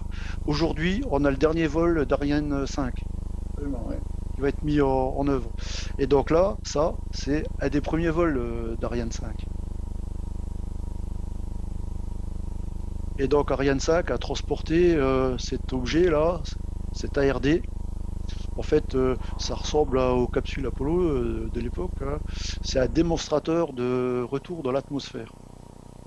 Il a été testé dans le but, tout simplement, de mettre des hommes à bord par la suite. Et puis c'est un projet qui n'a, comme bien d'autres, jamais abouti. Alors vous avez les plis, à peu près, vous voyez, à 2000 plis 1980 qui ont été mis à bord pour ce premier courrier spatial européen. Et là, on rentre dans l'astrophilatélie. Oui, oui, on rentre dans l'astrophilatélie. Alors le vol, le vol à bord d'Ariane a vraiment été très court, hein, puisqu'on n'a même pas fait une rotation autour de la planète. Mais c'est vrai. Mais c'est un objet un peu particulier. On va s'intéresser aussi au Révi, là, vous voyez, il y a un cachet spécial avec une encre de marine. En fait, bah, Pour la cet récupération. appareil de démonstration a dû être récupéré sur l'eau et il a été récupéré par un bateau. On va le voir tout à l'heure. Donc le courrier a été mis à la Non, poste en je t'entends Guyane. pas. Hop. Ensuite, à bord D'accord. de cet ARD et on va suivre D'accord, ben, son parcours, puisqu'il va se retrouver à un moment donné à la poste de Papette. Alors pour regarder les choses un peu plus en détail, si on s'intéresse à la notion d'altitude, bah, la fusée décolle de Kourou, elle Oui, c'est intéressant sur emmène l'image. deux satellites avec elle, et elle emmène également cet ARD qu'elle va larguer à 300 km d'altitude et qu'elle va laisser retomber sur Terre. Entre-temps, si on s'intéresse au vol vu par le dessus, ah bah, on décolle de Kourou, et voilà le trajet suivi par l'ARD, et il se retrouve à un moment, hop, dans l'eau. C'est là il a été reposé dans l'eau. Et c'est là qu'il va être récupéré par le Révi. C'est un bateau qui va l'emmener jusqu'à Tahiti. Et à Tahiti, bah, il va prendre la voie classique pour retourner en France. Donc voilà le pli. Les deux initiateurs de ce courrier bah, sont Jean-Luc Rampeau de la STECMA et Luc Delmont de l'aérospatiale. C'est eux qui ont eu l'idée, ils faisaient partie des équipes qui ont étudié l'ARD. Lequel Luc Delmont était ou était président d'Astrophile, enfin Était. était. Je crois qu'il a démissionné. Oui, mais en fait, c'est. Mais il est toujours juge, par contre, Astro. Mais Oui, oui, les juges astro. Et donc voici le démonstrateur en cours de fabrication. Ça ressemble là, comme deux gouttes d'eau à une capsule Apollo. Et donc les plis ont été mis à l'intérieur, là, juste derrière le bouclier thermique. Si vous permettez une petite précision, Lui, Luc allez-y. Delmont et Jean-Pierre Rampeau n'ont pas travaillé sur l'ARD. Ils étaient membres de l'association Astrophile, effectivement, et c'est eux qui ont créé le document philatélique. Et ils travaillaient à Orléans sur autre chose, confidentiel défense, je dirais. D'accord. Et c'est les fusées postales, eh ben, on a commencé avec les fusées postales avec de Roberti pour l'astrophilatélie. C'est Yves Monnier qui est à l'appareil, président de l'association astrophilatélique de France. Bonjour. bonjour, Monsieur Monnier. Et voilà le navire, le bateau remorqueur ravitailleur qui a récupéré l'ARD. Donc l'ARD est tombé dans l'eau, il était freiné par des parachutes. Ensuite, on a ces ballons qui sont gonflés, pas qui coulent. Il a été récupéré, puis ça permettait de le voir un peu mieux en surface. Et il a été ramené à Papeete. Le courrier a été sorti, puis le courrier a repris à ce moment-là une voie classique. Voilà, et je vous présente le dernier pli. Alors ce pli-là, c'est le seul qui ne m'appartient pas dans toute la présentation. Alors tout simplement, c'est embêtant, c'est un pli sur lequel il n'y a pas du tout de destinataire. Mais il a circulé quand même à bord d'Apollo 15. Alors il y a pas mal quand même de discussions qui ont eu lieu, de polémiques à propos de ce pli. Bon, ouais, c'est simple, les astronautes ont été sanctionnés, n'ont plus le droit de voler parce qu'ils avaient fait, pour leurs besoins personnels, 150 enveloppes de ce type. ouais, c'est ça, à peu près 150, oui. C'était via un marchand allemand, Yves Monnier à l'appareil. Eh ben, ce pli est en vente en Allemagne actuellement. Oui, bien sûr, mais on le trouve toujours, mais il a une bonne cote, c'est pas le problème. Mais donc, ils ont été sanctionnés pour avoir utilisé ça. Et après, la NASA a fortement restreint les emports d'objets personnels à bord des fusées Apollo. Vous me direz, il en est resté plus que deux. Il restait la 16 et la 17, c'est tout. Oui. Rester la 16 et la 17, ça veut dire quoi, ça? Après, on a eu Apollo 16 et Apollo 17. Et après, Ah oui, d'accord. les vols lunaires étaient terminés avec Apollo 17, qui est le premier scientifique sur le sol lunaire. D'accord. Donc ce pli, c'est a priori posé sur la Lune, c'est ça? Oui, qui s'est posé sur la Lune, oui. Son nom C'est m'échappe, noté derrière. Je le connais par cœur, mais j'ai oublié. Alors on vous dit que le courrier se trouvait à bord du Faucon. Ouais, c'était le surnom de la navette.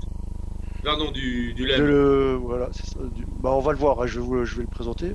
Il se trouvait à bord du Faucon dans la chaîne de montagne Hadley, là, sur la Lune. Donc le Faucon, c'est le module lunaire, c'est celui-là, c'est le Faucon celui-là, et il se trouvait à bord, le pli. Ensuite le Faucon a quitté la Lune, il est venu s'accrocher au module de service, le module de commande. De commande. Et puis là, ensuite les astronautes sont allés dans le module de service, ils sont repartis direction la Terre. Ils ont quitté le module de service pour rentrer dans le module de commande, qui ressemble comme deux gouttes d'eau à l'ARD. Et puis c'est là qu'ils ont rejoint la Terre. Enfin, c'est l'ARD qui ressemble comme deux gouttes d'eau au module de commande. Bon, et je vous signale que la fusée Ariane n'est pas partie ce matin et il y a eu un report de vol d'à peu près 2 semaines. C'est une chaîne voilà, je trouve plus le terme d'explosif, enfin d'explosif, pas d'explosif, mais je trouve plus le terme, qui n'a pas fonctionné. D'accord. Moi, je savais pas, je me suis pas tenu au courant. Bon, ben voilà, c'est une précision que je vous apporte. Et voilà. Ben, ça fait une présentation. Pour terminer, pour aller sur les drones, Jean-Luc Monfleur, qui nous entend mais qui n'arrive pas à faire fonctionner son micro dans le sens pour parler, m'a donné un petit coup de fil pour me dire qu'il y a des plis effectivement transportés par drone. Il m'a cité la date, donc ça pourra être ajouté à ta collection, qui est extrêmement intéressante par sa diversité de modes de transport. Donc au total, tu en as répertorié 19, c'est ça? Là, j'en ai 16, là. 16. 16. Et bravo. Très Ah, bien. merci. Bravo, Très, c'était très bien. Très, très bien. très intéressant. Je vous félicite pour cette présentation qui diffère de celle que nous avons d'habitude. Donc elle est enregistrée. Je vais peut-être couper l'enregistrement là et vous donner la parole si vous voulez présenter des plis sur lesquels vous avez à faire des commentaires ou poser des questions. Alors je coupe l'enregistrement.